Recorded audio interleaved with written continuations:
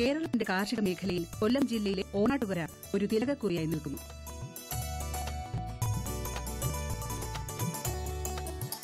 ഇവിടുത്തെ കുലശേഖരപുരം ഗ്രാമപഞ്ചായത്തും കൃഷി ഓഫീസറും കേരളത്തിലെ മറ്റു പഞ്ചായത്തുകൾക്ക് മാതൃകയാക്കാവുന്നതുമാണ്.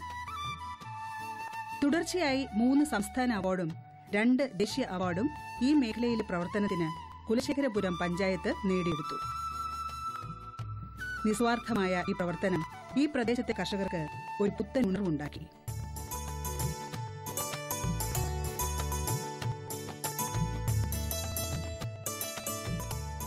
കുലശേഖരപുരം പഞ്ചായത്തിലെ വാർഡ് മെമ്പറും കുടുംബശ്രീ പ്രവർത്തകയുമാണ് സീമാ ചന്ദ്രൻ. ഇവരുടെ നേതൃത്വത്തിൽ 8 കുടുംബശ്രീ അംഗങ്ങൾ ചേർന്ന് രൂപീകരിച്ചതാണ് ഹരിതം കാർഷിക കർമ്മസേന. ഈ 8 പേരും ചേർന്ന് 10 ഏക്കറോളം സ്ഥലത്ത് നെൽകൃഷി ചെയ്യുന്നു. അതിൽ 2 ഏക്കർ കരനെല്ലും ബാക്കി നിലവുമാണ് കൃഷിക്കായി ഉപയോഗിക്കുന്നത്.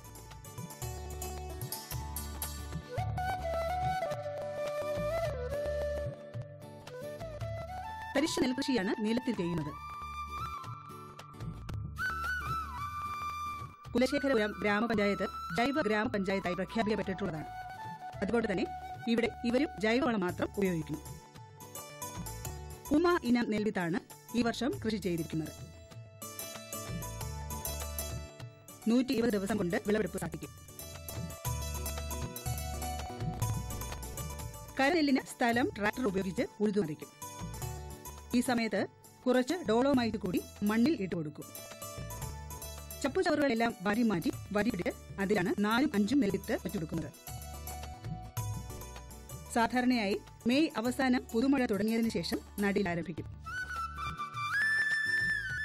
കൃഷി രംഗത്തേക്ക് തൊഴിലാളികളെ ലഭിക്കാതെ വന്ന സമയത്ത് കൃഷി ഓഫീസർ ശ്രീമാൻ വിനീഷ് സാറിന്റെ നേതൃത്വത്തിൽ എങ്ങനെ കൃഷിയിലേക്ക് ആൾക്കാരെ കൊണ്ടുവരാം എന്നുള്ളൊരു തീരുമാനപ്രകാരം കുറേ അംഗങ്ങളെ ചേർത്ത് ഓരോ വാർഡിൽ നിന്നും തൊഴിലുറപ്പ് തൊഴിലാളി തന്നെ കൃഷിയുടെ ആഭിമുഖ്യമുള്ള കുറേ അംഗങ്ങളെ ചേർത്തുകൊണ്ടാണ് ആദ്യമായി തൊഴിൽ സേന എന്ന രീതിയിൽ ഓരോ വാർഡിലും രൂപീകരിച്ചത്. അന്ന് ഈ 2ാം വാർഡിൽ 28 അംഗങ്ങൾ ചേർന്നായിരുന്നു തൊഴിൽ സേന രൂപീകൃതമായത്. ഈ അങ്ങനെ 2 വർഷം കൃഷിയെല്ലാം ചെയ്തു. ലോണൊക്കെ എടുത്തായിരുന്നു ആദ്യം കൃഷിയിൽ ഒരുങ്ങിയത്. കൃഷി വളരെ വിജയമായി കണ്ടു. പക്ഷേ എങ്കിലും തൊഴിലാളികൾക്ക് അത് തൊഴിലുറപ്പ് തൊഴിലിലൊന്നും കൂലി കിട്ടി തുടങ്ങിയിട്ടില്ലായിരുന്നു. കൃഷിയെ തൊഴിലുറപ്പിൽ ഉൾപ്പെടുത്താത്തൊരു സാഹചര്യം ആയിരുന്നുകൊണ്ട് കുറേ അംഗങ്ങൾ ഇതിൽ നിന്നും പിന്മാറുകയും ഏകദേശം ഒരു 10-12 പേരോളം ഇതിൽ ഉറച്ചു നിൽക്കുകയും ചെയ്തു. ഇപ്പോൾ 8 പേര് മാത്രമാണ് കൃഷി നിലനിൽക്കുന്നത്. 10 ഏക്കർ സ്ഥലത്ത് ഞങ്ങൾ കരനെല്ലായിട്ടും വയലിലെ തരിശിൻ്റെ കൃഷിയായിട്ടും കൃഷി ചെയ്തിട്ടുണ്ട്. 3.5 ഏക്കർ സ്ഥലത്ത് ഇടവേള കൃഷി ചെയ്തിട്ടുണ്ട്. ഒരു 50 സെൻറ്റ് സ്ഥലത്തിനോളം അടുത്ത് ചീനി മാത്രം കൃഷി ചെയ്തിട്ടുണ്ട്. ഇപ്പോൾ നമുക്ക് കൃഷി ഓഫീസിൽ നിന്നും ധാരാളം സഹായങ്ങൾ ലഭിക്കുന്നുണ്ട്. പഞ്ചായത്ത് തലത്തിലായാലും ബ്ലോക്ക് തലത്തിലായാലും ജില്ലാ പഞ്ചായത്തിൻ്റെ ആയാലും ധാരാളം സാമ്പത്തിക സഹായങ്ങൾ ഇപ്പോൾ ഈ വർഷം ഞങ്ങൾക്ക് ലഭിച്ചിട്ടുണ്ട്. ജില്ലാ പഞ്ചായത്തിൻ്റെ സ്കീമിലാണ് ഞങ്ങൾക്ക് തരിശുനില കൃഷിയായിട്ട് ഇടവേള കൃഷി ചെയ്യുന്നതിനുള്ള ഫണ്ട് ലഭിച്ചിട്ടുണ്ട്. കൂടാതെ ഇനി പച്ചക്കറിയുടെ വിത്ത് ഉൽപ്പാദിപ്പിക്കുന്നുള്ള ഒരു സ്കീമിൽ ഉൾപ്പെടുത്തിക്കൊണ്ട് വെണ്ടയുടെ അരി കൊടുക്കണം എന്നുള്ള എഗ്രിമെൻറ്റിൽ അവിടെ നിന്ന് ഞങ്ങൾക്ക് സാമ്പത്തിക സഹായം ലഭിച്ചിട്ടുണ്ട്. ബ്ലോക്ക് പഞ്ചായത്ത് സുഗന്ധവിള കൃഷി വ്യാപനം എന്ന പദ്ധതി ഉൾപ്പെടുത്തി ഇഞ്ചി മഞ്ഞളും 50 കിലോ വീതം തന്നിട്ടുണ്ട്. നട്ട് 1 മാസം കഴിയുമ്പോൾ പൊടിക്കട തുടങ്ങും. അതിനുശേഷം കുറച്ച് ചാണകം, ചാരം, എല്ലുപൊടി ഇവ ഇട്ടുകൊടുക്കും. 1 മാസം കൂടി കഴിഞ്ഞാൽ ഒരു പ്രാവശ്യം കൂടി കള പറിച്ചു കളഞ്ഞ് ഒരു വളപ്രയോഗം കൂടി നടത്തും.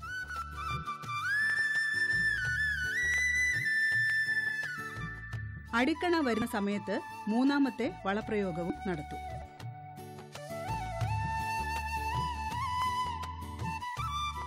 ഒരു പ്രാവശ്യം അസോസ്പൈറിലം ജീവാണുവളവും ഇവിടെ ഉപയോഗിക്കാറുണ്ടെന്നാണ് സീമാ ചന്ദ്രൻ പറയുന്നത്.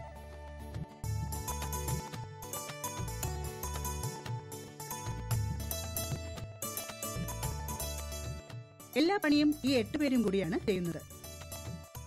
ഇപ്രാവശ്യം 10 ഏക്കർ കൃഷിയായതുകൊണ്ട് 30 തൊഴിലുറപ്പ് തൊഴിലാളികളുടെ സേവനം പ്രയോജനപ്പെടുത്തി. പ്രധാനമന്ത്രിയുടെ രാഷ്ട്രീയ കൃഷി വികാസ് യോജന പദ്ധതി പ്രകാരം വിത്ത് സൗജന്യമായി കൃഷിഭവനിൽ നിന്നും ലഭിച്ചു. ട്രാക്ടറിന്റെ കൂലിയും കൃഷിഭവൻ വഴി സൗജന്യമായിരുന്നു. മെയ് അവസാനം നടുന്നതുകൊണ്ട് നന ആവശ്യമായി വന്നില്ല. കീടനാശിനികൾ ഒന്നും ഇതുവരെ ആവശ്യമായി വന്നിട്ടില്ല.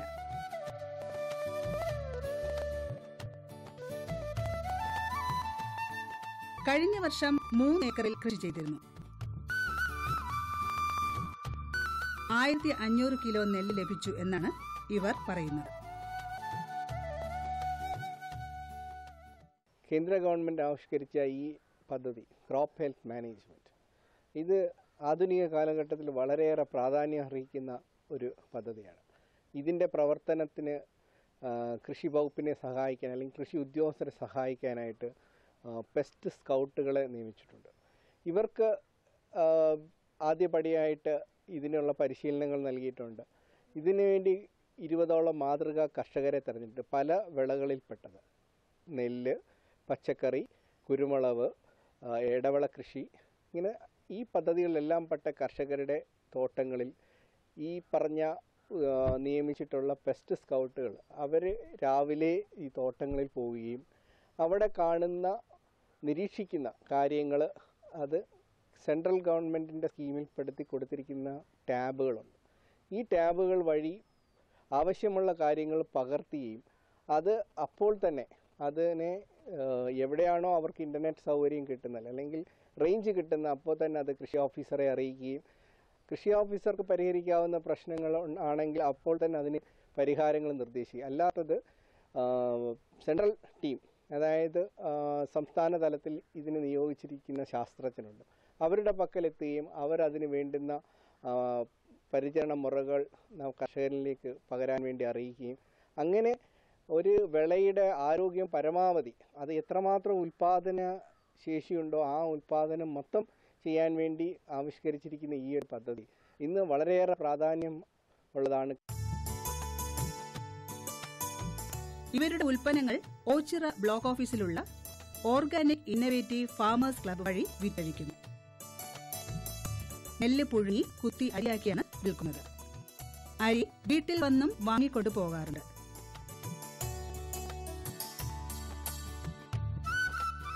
വൈക്കോൽ സൗജന്യമായി ക്ഷീരകർഷകർക്ക് കൊടുക്കും.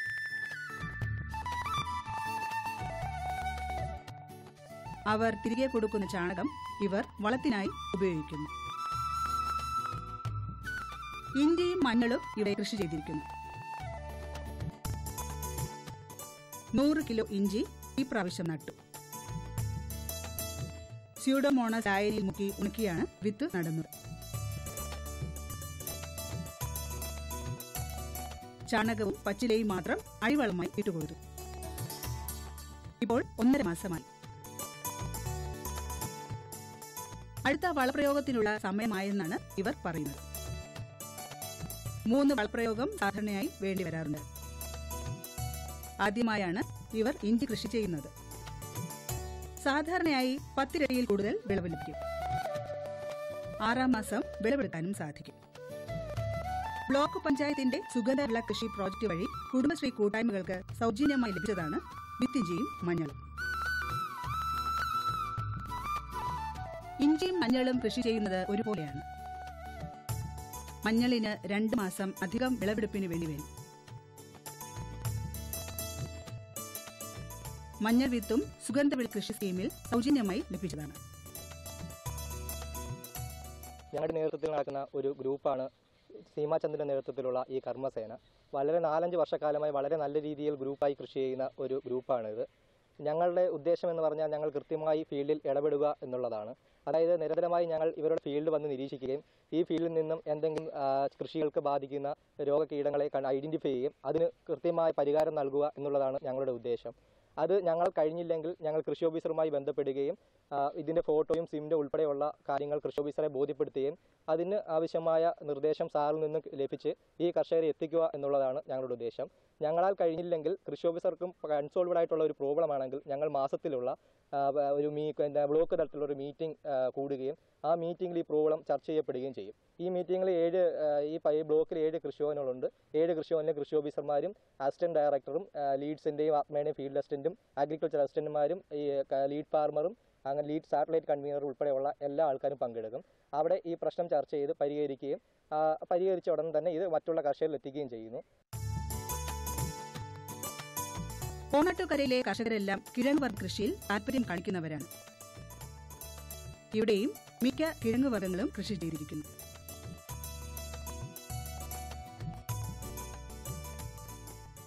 നനകിഴങ്ങ് 250 ചുവട് ഇവിടെ പടർന്നു കയറിയിരിക്കുന്നു. ഇടവിള കൃഷി സ്കീമിൽ പെട്ടതാണ് ഇത്. അതുകൊണ്ട് തന്നെ ഇതിന്റെ വിത്തും സൗജന്യമായി ലഭിച്ചു. കിഴങ്ങ് വർഗ്ഗങ്ങളെല്ലാം സ്യൂഡോമോണസിൽ മുക്കി ഉണക്കിയാണ് നടന്നത്.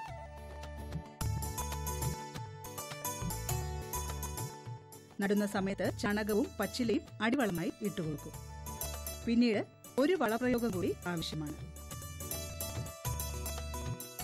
സാധാരണയായി കീടനാശിനികൾ ഒന്നും ആവശ്യമായി വരാനില്ല. 6 മുതൽ 8 മാസം കൊണ്ട് വിളവെടുപ്പും സാധ്യമാകും.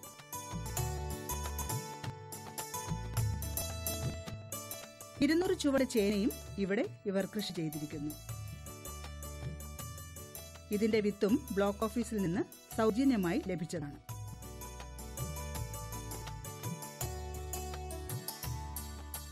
ചെറിയ കുഴിയെടുത്ത് ചാണകവും ചാരവും ഇട്ട് അതിലേക്കാണ് വിത്ത് ചേന വച്ചു മൂടുന്നത്.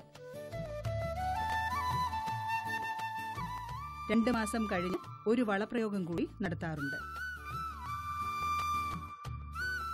കള ചെത്തിക്കളയേണ്ടത് അത്യാവശ്യമാണ്. ആ സമയത്ത് ചുവട് തിരിഞ്ഞു കൂടുന്നതും നല്ലതാണ്.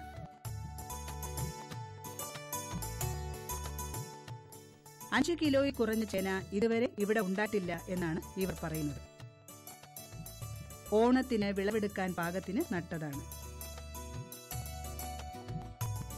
സാധാരണയായി 6 മാസമാണ് ചേനയ്ക്ക് വിളവെടുപ്പിന് വേണ്ടിവരുന്നത്. ഇവരെല്ലാം തൊഴിലുറപ്പ് തുടങ്ങിയ കാലം മുതൽ കുടുംബശ്രീയുടെ തൊഴിലുറപ്പ് പദ്ധതിയുടെ തൊഴിലാളികളാണ്.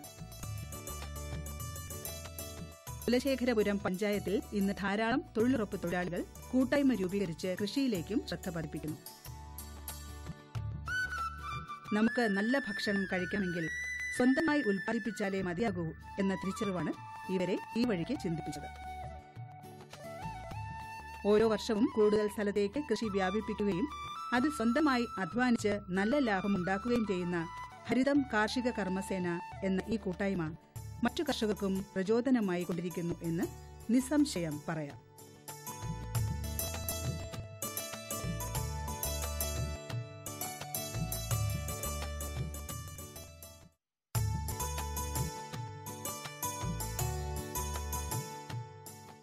ഇവിടെ തന്നെ പുരുഷ സഹായ സംഘം എന്ന പേരിൽ 18 പേർ ചേർന്ന് ഒരു ഗ്രൂപ്പ് ഉണ്ടാക്കി വാഴ കൃഷി ചെയ്യുന്നു.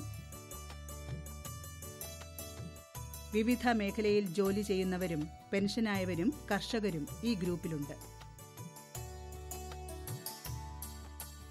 അഖിലേന്ത്യാ കിസാൻ സഭയുടെ നേതൃത്വത്തിൽ 2 ഏക്കറിലാണ് ഞാലിപ്പൂവൻ വാഴകൃഷി ചെയ്തിരിക്കുന്നത്.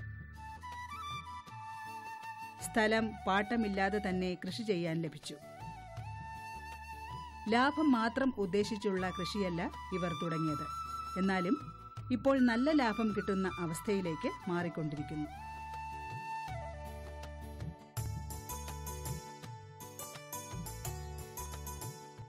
കേന്ദ്ര ഫണ്ടിന്റെ സ്റ്റേറ്റ് ഹോർട്ടിക്കൾച്ചറിന്റെ ഭാഗമായാണ് ഈ കൃഷി ഇവർ ചെയ്യുന്നത്.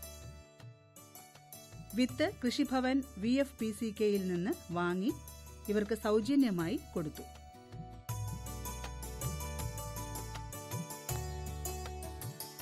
വളത്തിനും നനയ്ക്കാനായി മോട്ടോറിനും സബ്സിഡിയും ലഭിച്ചിട്ടുണ്ട്. ഞങ്ങളുടെ ലക്ഷ്യമെന്ന് പറയുന്നത് ഇതിൻ്റെ ഫലം നല്ല ഫലമുണ്ടാകുകയും അതോടൊപ്പം തന്നെ ഇനി വരുന്ന തലമുറയ്ക്ക് വിഷരഹിതമായ ഭക്ഷണ പദാർത്ഥങ്ങൾ ലഭിക്കുന്നതിൻ്റെ ഭാഗമായി കൃഷിയെ പ്രോത്സാഹിപ്പിക്കുക എന്നുള്ളതാണ്. കൃഷിയെ പ്രോത്സാഹിപ്പിക്കുമ്പോൾ ഈ പ്രദേശത്തെ ചെറുപ്പക്കാരും ജനങ്ങളും കൃഷിയിലേക്ക് ആകൃഷ്ടരാകുക എന്നുള്ളതാണ് ഞങ്ങൾ ഉദ്ദേശിക്കുന്നത്. അതുകൊണ്ടാണ് മാതൃകാ ജൈവ വാഴകൃഷി ഇതിന് ഞങ്ങൾ പേരിട്ടിരിക്കുന്നത് തന്നെ. ഇപ്പോൾ തന്നെ ഈ വിവിധ മേഖലകളിൽ ഉള്ളവരാണ് ഇതിനകത്ത് നിൽക്കുന്നത്. അതുപോലെ തന്നെ ഇവിടെ ഞങ്ങൾ ഉപയോഗിക്കുന്നത് തീർത്തും ജൈവവളങ്ങളാണ്. ജൈവവളമെന്ന് പറയുന്നത് കോഴിക്കാഷ്ടമാണ് പ്രധാനമായി ഉപയോഗിക്കുന്ന ഒരേ ഒരു വളം. കാരണം നമ്മുടെ മണ്ണും നമ്മുടെ പ്രദേശങ്ങളും വിഷലിപ്തമാകാതിരിക്കുക എന്നുള്ള ലക്ഷ്യത്തിലാണ് ഞങ്ങളിത് ചെയ്തുകൊണ്ടിരിക്കുന്നത്. അതുപോലെ തന്നെ ഈ പ്രദേശത്ത് ഈ പദ്ധതി നടപ്പിലാക്കിയതിന് ശേഷം ഇതിൻ്റെ ആ ഒരു പ്രേരണ ഉൾക്കൊണ്ടുകൊണ്ട് ചെറുപ്പക്കാരുടെ ചെറിയ ചെറിയ ഗ്രൂപ്പുകളായിട്ട് മരച്ചീനി കൃഷിയും അതുപോലെ പച്ചക്കറി കൃഷിയും ചീരകൃഷി തുടങ്ങിയവ വ്യാപകമായി ചെയ്യുന്ന ഒരു കാഴ്ച കാണാൻ പറ്റിയത് ഞങ്ങൾക്ക് ചാരിതാർത്ഥ്യം നൽകുന്ന ഒരു വസ്തുതയാണ്. 2 മീറ്റർ അകലത്തിൽ കുഴിയെടുത്ത് നീറ്റുകക്കയിട്ട് നട്ടതാണ്. ഇപ്പോൾ 7 മാസമായി. ഓരോ മാസവും കുറച്ച് കോഴിവളം മാത്രം ഇട്ടുകൊടുക്കുന്നു. കുഴൽക്കിണറും മോട്ടോറും ഉപയോഗിച്ചാണ് നനയ്ക്കുന്നത്. കാലാവസ്ഥ അനുസരിച്ച് 10-11 മാസമാകുമ്പോഴേക്കും ഈ വാഴകൾ കുലച്ചു തുടങ്ങും. ശരാശരി 8 മുതൽ 10 കിലോ വരെയുള്ള കുലകളാണ് പ്രതീക്ഷിക്കുന്നത്.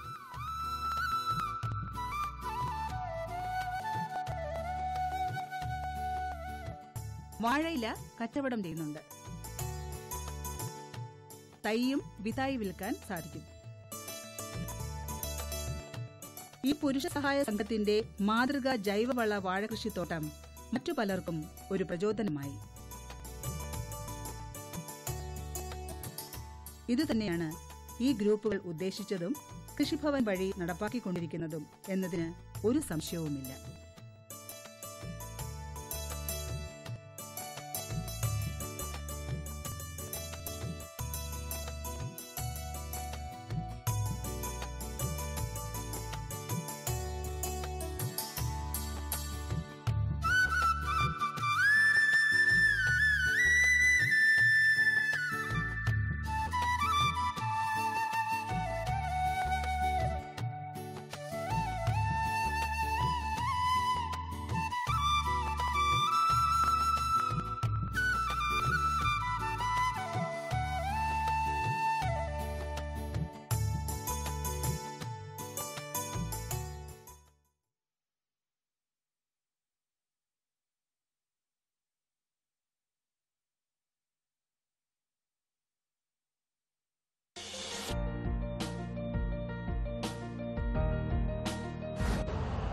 यूरिया का स्वदेशी उत्पादन 70 लाख टन बढ़ाने के लिए 6 उर्वरक संयंत्रों का उद्धार किया जा रहा है।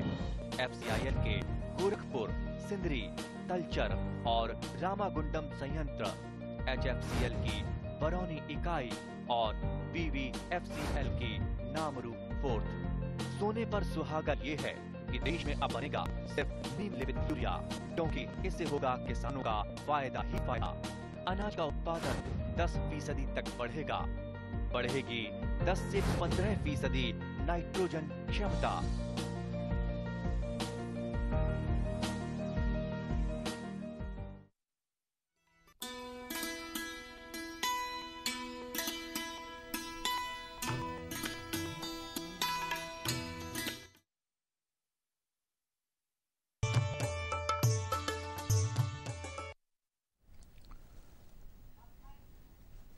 നമസ്കാരം. ദൂരദർശൻ കാർഷിക വാർത്തകളിലേക്ക് സ്വാഗതം. പ്രധാന വാർത്തകൾ. വിവിധ കാർഷിക സേവനങ്ങൾക്ക് 32 കോടി രൂപയുടെ പദ്ധതി. റബ്ബറിന് വളം നിർണ്ണയിക്കാൻ റബ്സിപ്പ് ആപ്പ്. ഔഷധ നെല്ലിനങ്ങൾ കൃഷി ചെയ്യുന്നവരുടെ വിവരങ്ങൾ ശേഖരിക്കുന്നു. വിശദമായ കാർഷിക വാർത്തകളിലേക്ക്. വിവിധ കാർഷിക സേവനങ്ങൾക്കായി 32 കോടി രൂപയുടെ ബഹുമുഖ പദ്ധതികൾ നടപ്പ് സാമ്പത്തിക വർഷം കൃഷിവകുപ്പ് നടപ്പിലാക്കുന്നു. ആത്മയുടെ സഹകരണത്തോടെ യന്ത്രവൽക്കരണം, വായ്പാ സഹായം, കാലാവസ്ഥാ വിശകലനവും ഉപദേശവും, മണ്ണ് പരിശോധന തുടങ്ങി വിവിധ സഹായങ്ങൾ ഏകജാലക സംവിധാനത്തിലൂടെ ലഭ്യമാക്കും. കൃഷിയുടെ സന്ദർശനവും വിവരശേഖരണവും ഇതിന്റെ ഭാഗമായി നടപ്പാക്കും. ദൃശ്യശ്രാവ്യ സംവിധാനങ്ങളുടെ ഓൺലൈൻ സഹായത്തിൽ പ്രവർത്തിക്കുന്ന മൊബൈൽ ഫാം ക്ലിനിക് സദാ പ്രവർത്തന നിരതമായിരിക്കും. ബ്ലോക്ക് തലത്തിൽ നിലവിലുള്ള കേന്ദ്രങ്ങൾക്ക് പുറമെ പുതിയ കേന്ദ്രങ്ങൾ സ്ഥാപിച്ച് ശൃംഖല കൂടുതൽ പ്രവർത്തന സജ്ജമാക്കുന്നുണ്ട്. പുതിയ 20 സെന്ററുകൾ കൂടി സ്ഥാപിക്കും. മണ്ണ് പരിശോധനാ സൗകര്യങ്ങൾ മെച്ചപ്പെടുത്താൻ 25 ലക്ഷം രൂപ ഉപയോഗിക്കും. തിരുവനന്തപുരം ജില്ലയിലെ അതിയന്നൂർ സർക്കിൾ കന്നുകുട്ടി പരിപാലന പദ്ധതിയിലെ ഗുണഭോക്താക്കൾക്കായി പരിശീലനം സംഘടിപ്പിക്കുന്നു. ഗോവധനി 2017-18 പദ്ധതിയിൽ ഉൾപ്പെടുത്തിയിട്ടുള്ള ഉച്ചക്കട ക്ഷീരസംഘങ്ങളിലെ കർഷകർക്ക് ഉച്ചക്കട മൃഗാശുപത്രിയിൽ നാളെ രാവിലെ 10 മണിക്ക് പരിശീലനം നൽകും. കാഞ്ഞിരകുളം പഞ്ചായത്തിലെ ഗുണഭോക്താക്കൾക്ക് 21-ന് നെടിയവിരലി ക്ഷീരസംഘത്തിലും, കല്ലിയൂർ പഞ്ചായത്തിലെ ഗുണഭോക്താക്കൾക്ക് 22-ന് കല്ലിയൂർ വെറ്റിനറി ഡിസ്പെൻസറിയിലും പരിശീലനം നൽകും. റബ്ബർ തോട്ടങ്ങൾക്ക് വേണ്ട വളപ്രയോഗം നിർണ്ണയിക്കുന്നതിന് റബ്ബർ ബോർഡ് പുതിയ മൊബൈൽ ആപ്പ് തയ്യാറാക്കി. റബ്സിസ് എന്ന ഈ ആപ്ലിക്കേഷൻ ഉപയോഗിച്ച് സ്വന്തം തോട്ടത്തിലേക്ക് ആവശ്യമായ രാസവളം എത്രയെന്ന് കർഷകർക്ക് തീരുമാനിക്കാം. മരങ്ങളുടെ പ്രായം, തോട്ടത്തിന്റെ വിസ്തൃതി എന്നിവയ്ക്കനുസരിച്ച് രാസവളത്തിന്റെ അളവിൽ മാറ്റം വരുത്താം. കേരള കാർഷിക സർവകലാശാലയുടെ ബൗദ്ധിക സ്വത്തവകാശ സംരക്ഷണ കേന്ദ്രം ഔഷധ നെല്ലിനങ്ങളായ നവര, രക്തശാലി, കുങ്കുമശാലി എന്നിവ കൃഷി ചെയ്യുന്ന കർഷകരുടെ വിവരങ്ങൾ ശേഖരിച്ച് ക്രോഡീകരിക്കുന്നു. കൃഷി ചെയ്യുന്ന ഔഷധ നെല്ലിനങ്ങൾ, ഇനത്തിന്റെ പ്രത്യേകതയും ഉപയോഗവും, കൃഷിയുടെ വിസ്തൃതി, കൃഷി ചെയ്യാൻ തുടങ്ങിയ വർഷം മുതലായ വിവരങ്ങൾ ഇനി പറയുന്ന മേൽവിലാസത്തിൽ അയയ്ക്കുക. വിലാസം: പ്രൊഫസർ ബൗദ്ധിക സ്വത്തവകാശ സെൽ, കാർഷിക ഗവേഷണ കേന്ദ്രം, മണ്ണുത്തി, തൃശൂർ 680651. ഇമെയിൽ വിലാസം iprcell@kau.in. Phone number 9447878968. ഭാരതീയ സുഗന്ധവിള ഗവേഷണ കേന്ദ്രം ICAR ബ്ലാക്ക് പേപ്പർ എന്ന പുതിയ മൊബൈൽ ആപ്പ് സംവിധാനം തയ്യാറാക്കി. കുരുമുളക് കൃഷിയുടെ പരിപാലനം, ഇനങ്ങൾ, പോഷണം, രോഗകീട വിവരങ്ങൾ, വിളവെടുപ്പാനന്തര നടപടികൾ, വിപണി തുടങ്ങി എല്ലാ വിവരങ്ങളും ഈ ആപ്ലിക്കേഷനിൽ ലഭ്യമാക്കും. ഇംഗ്ലീഷിലും ഹിന്ദിയിലും സേവനം ലഭ്യമാണ്. ഇനി കമ്പോള വില നിലവാരം. വെളിച്ചെണ്ണ കൊച്ചിയിൽ 13,800 രൂപ, കോഴിക്കോട് 15,200 രൂപ. വെളിച്ചെണ്ണ തൃശൂരിൽ 13,800 രൂപ, കൊച്ചിയിൽ 9,240 രൂപ, കോഴിക്കോട് 9,900 രൂപ, തൃശൂരിൽ 9,240 രൂപ. കുരുമുളക് അൺഗാർബിൾഡ് 48,600 രൂപ, ഗാർബിൾഡ് 50,600 രൂപ. ചുക്ക് മീഡിയം 9,500 രൂപ, ബെസ്റ്റ് 11,500 രൂപ. മഞ്ഞൾ സേലത്ത് 8,000 രൂപ, ഈറോഡിൽ 8,500 രൂപ. അടയ്ക്ക പഴയത് 20,000 രൂപ. കൊച്ചിയിൽ റബ്ബർ 5ാം ഗ്രേഡ് 13,800 രൂപ, 4ാം ഗ്രേഡ് 14,000 രൂപ. കോട്ടയത്ത് റബ്ബർ 5ാം ഗ്രേഡ് 13,800 രൂപ, 4ാം ഗ്രേഡ് 14,000 രൂപ. കമ്പോള നിലവാരം കൊച്ചി മാർക്കറ്റിൽ. വെളിച്ചെണ്ണ 13,800 രൂപ, കൊപ്ര 9,240 രൂപ, പിണ്ണാക്ക് എക്സ്പെല്ലർ 2,200 രൂപ, റോട്ടറി 2,500 രൂപ. കുരുമുളക് അൺഗാർബിൾഡ് 48,400 രൂപ, ഗാർബിൾഡ് 50,400 രൂപ. ചുക്ക് മീഡിയം 9,500 രൂപ, ബെസ്റ്റ് 11,500 രൂപ. മഞ്ഞൾ നാടൻ 11,500 രൂപ. അടയ്ക്ക പുതിയത് 18,000-നും 19,000-നും മധ്യേ. ജാതിക്ക തൊണ്ടൻ 150-നും 180-നും മധ്യേ. തൊണ്ടില്ലാത്തത് 270-നും 310-നും മധ്യേ. ജാതിപത്രി 350-നും 550-നും മധ്യേ. ഗ്രാമ്പു 700 രൂപ. റബ്ബർ RSS 5ാം ഗ്രേഡ് 13,800 രൂപ, 4ാം ഗ്രേഡ് 14,000 രൂപ. ഒട്ടുപാൽ 9,900 രൂപ, ലാറ്റക്സ് 9,000 രൂപ. കമ്പോള അവലോകനം. പുതിയ ഏലക്ക വരവിന് കാലതാമസം നേരിടുമെന്ന ആശങ്കയിൽ വാങ്ങലുകാർ വില ഉയർത്തി. ഇന്ന് വടമേട്ടിൽ നടന്ന ഏലത്തിൽ വലിപ്പം കൂടിയ ഇനം ഏലക്ക 4 മാസത്തിനിടയിലെ ഏറ്റവും ഉയർന്ന നിരക്കായ 1,436 രൂപയിലേക്ക് മുന്നേറി. ശരാശരി ഇനങ്ങൾ കിലോ 1,037 രൂപ രേഖപ്പെടുത്തി. ലേലത്തിന് വന്ന 46,645 കിലോഗ്രാം ചരക്ക് പൂർണ്ണമായും വിറ്റഴിഞ്ഞു. അവധി വ്യാപാരത്തിൽ റബ്ബർ കിലോ 140 രൂപയ്ക്ക് മുകളിലെത്തിയത് ഉൽപ്പാദകരുടെ ആത്മവിശ്വാസം ഉയർത്തി. മഴ മൂലം പല ഭാഗങ്ങളിലും ടാപ്പിംഗ് തടസ്സപ്പെടുത്തുന്നതിനാൽ വിപണിയിൽ ഷീറ്റ് വരവ് ചുരുങ്ങി. ടയർ നിർമ്മാതാക്കൾ 4ാം ഗ്രേഡിന്റെയും 5ാം ഗ്രേഡിന്റെയും നിരക്ക് ഉയർത്തി. ആഭ്യന്തര ഡിമാൻഡ് മങ്ങിയതിനാൽ തളർച്ചയിലാണ് കുരുമുളകിന്റെ ഇടപാടുകൾ തുടങ്ങിയത്. അൺഗാർബിൾഡ് മുളക് വില 200 രൂപ കുറഞ്ഞ് 48,400 രൂപ രേഖപ്പെടുത്തി. മഴ മൂലം കാർഷിക മേഖല കാര്യമായി ചരക്ക് വിൽപ്പനയ്ക്ക് ഇറക്കിയില്ല. മലബാർ മേഖലയിൽ കൊപ്ര വില 10,000 രൂപയിലേക്ക് ഉയരുന്നതിനെ വ്യവസായികൾ പിടിച്ചു നിർത്തി. കൊപ്ര 9,900 രൂപയിൽ തുടരുകയാണ്. അതേസമയം കൊച്ചി, തൃശൂർ മാർക്കറ്റുകളിൽ നാളികേര ഉൽപ്പന്നങ്ങളുടെ വില വർദ്ധിച്ചു. ഇനി കാലാവസ്ഥ. പ്രധാന നഗരങ്ങളിൽ രേഖപ്പെടുത്തിയ താപനില: കണ്ണൂർ കൂടിയ താപനില 29.7 ഡിഗ്രി സെൽഷ്യസ്, കുറഞ്ഞ താപനില 24.1 ഡിഗ്രി സെൽഷ്യസ്. കോഴിക്കോട് 29.7, 23.1.